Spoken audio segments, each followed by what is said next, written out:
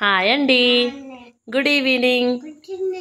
నేను ఇప్పుడే పడుకొని లేచాను.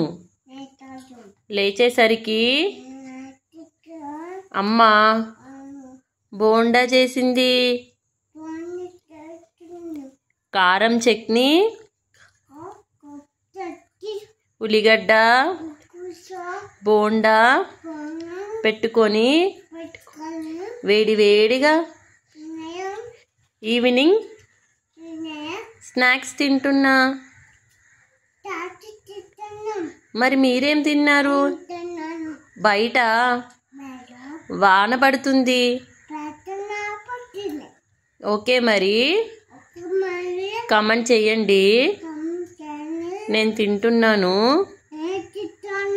బాయ్ మరి.